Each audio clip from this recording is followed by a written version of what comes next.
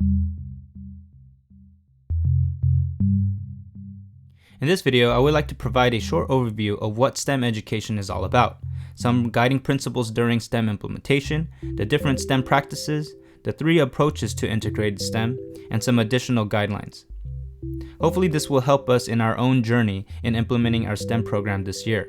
The information from this video is from this awesome book called STEM Lesson Essentials, Integrating Science, Technology, Engineering, and Mathematics, written by Joanne Vasquez, Carrie Snyder, and Michael Comer. Whenever I refer to a book, this is the book I will be referring to. First, let's start with the definition of STEM. There are many different interpretations out there of what STEM is and how educators use it in different contexts. But we will be using the definition of STEM from the book, which is interdisciplinary approach to learning which removes the traditional barriers separating the 4 disciplines of science, technology, engineering, and mathematics, and integrates them into real-world, rigorous, and relevant learning experiences for students. Our program will try to not only integrate science, technology, engineering, and mathematics, but also social studies, language arts, art, music, and other disciplines.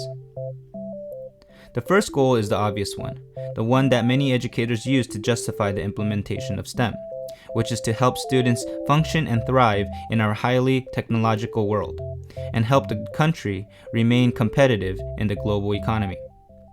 According to the National Resource Council's report called Successful K-12 STEM Education, STEM education develops understandings and capabilities that are required of personal decision-making, participation in civic and cultural affairs, and economic productivity.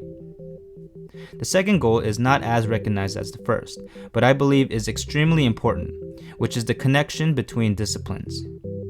The application of this idea creates opportunities for students to gain deepened conceptual understandings and develop valuable skills that can be applied in different contexts. The integration of disciplines shows students that finding solutions to engaging and meaningful problems require the use of knowledge and skills from different disciplines, all working together, interconnected and intertwined. Think of disciplines as gears, all working together for one common purpose. The book provides some STEM guiding principles. First, focus on integration. Like I talked about previously, we need to help students see the connection and close relationship of concepts, helping them connect concepts that may seem disjointed to them. Second, establish relevance. This idea is emphasized throughout the whole book. It is our job as educators to explain why the knowledge and skills learned is useful, why they should care. It is easy to explain relevance when students are given real-world problems, current event situations, global issues, or any appealing event. Third, emphasize 21st century skills. The workplace our students will enter requires a workforce that can access information, solve problems creatively, and collaborate with others. Next, challenge your students. You want to give students challenges that are not so difficult that students give up, nor so easy that students find the work boring. Finally, mix it up. Provide learning opportunities that use problem-based approaches and project-based approaches. In problem-based approaches, students are given a problem to design creative solutions for. In project-based approaches, students are given choice in how to produce products or develop solutions that demonstrate their learning, as well as having a voice in the way they are evaluated. Now for the STEM practices. Here are the science and engineering practices from the next generation science standards. Asking questions and defining problems. Developing and using models. Planning and carrying out investigations. Analyzing and interpreting data. Using mathematics and computational thinking. Constructing explanations and designing solutions. Engaging in argument from evidence. And finally, obtaining, evaluating, and communicating information. Here are the mathematical practices that comes from the Common Core state standards. Make sense of problems and persevere in solving them. Reason abstractly and quantitatively. Construct viable arguments and critique the reasoning of others. Model with mathematics. Use appropriate tools strategically. Attend to precision. Look for and make use of structure. And finally, look for and express regularity and repeated reasoning. Finally, the book also provides 4 technology practices. But before I list these practices, I want to talk about the definition of technology. The term is usually used for anything that needs to be plugged in, especially a device that is computerized. However, the National Resource Council states that technology is any modification of the natural world made to fulfill human needs or desires. So a hammer or a pencil would be examples of technology. The book categorizes technologies into 6 groups that help students understand the world they live in. They are transportation, construction, electricity, medicine, food and water, and communication. So here are the technology practices. Practice 1. Become aware of the web of technological systems on which society depends. For this practice, help students to think more broadly about technology and emphasize how technologies created by humans are here to serve our needs and desires. Practice 2. Learn how to use new technologies as they become available.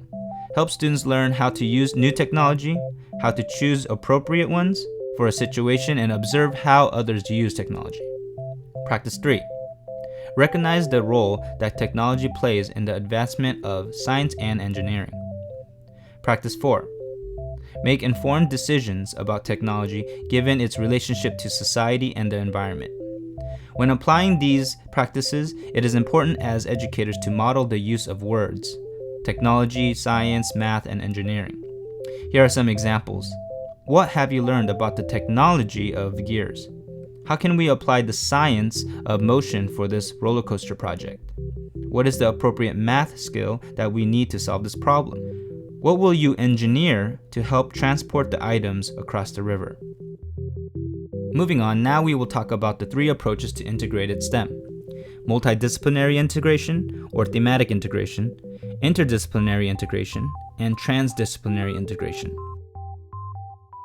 Multidisciplinary integration or thematic integration is an approach that connects the individual disciplines by organizing the curriculum around a common theme, such as oceans, ecosystems, flight, or even pirates.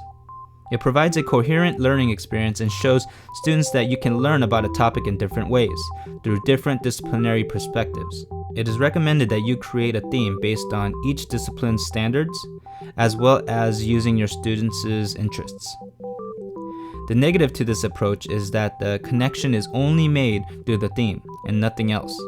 No learning goals are combined to create opportunities for deeper understandings. Next, we have interdisciplinary integration. Teachers organize the curriculum around common learning across disciplines. The learning goals from 2 disciplines are fused to form a single key concept or skill.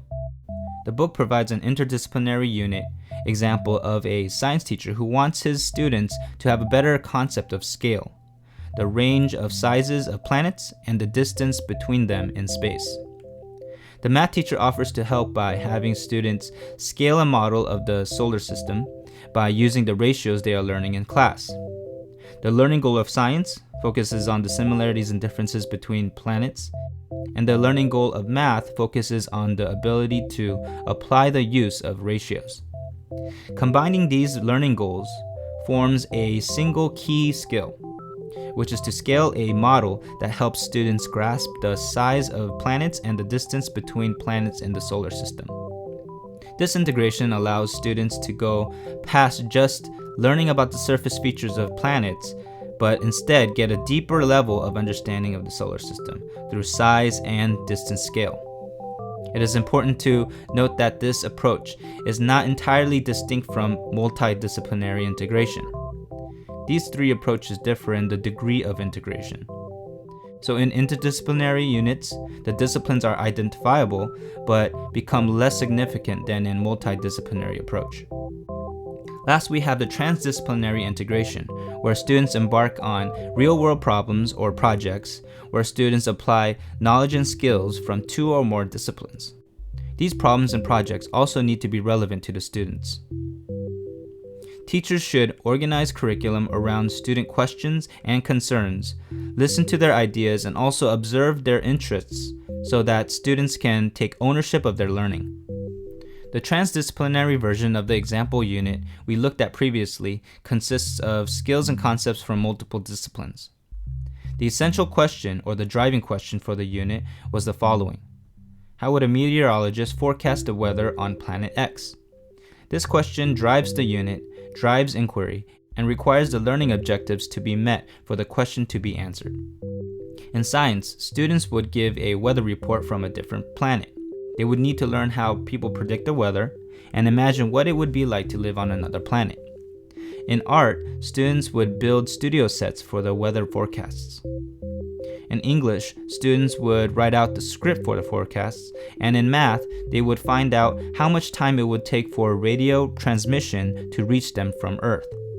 All of these learning opportunities from different disciplines help answer the real-world project-based essential question. It is important to note that you don't have to integrate all STEM disciplines in every unit.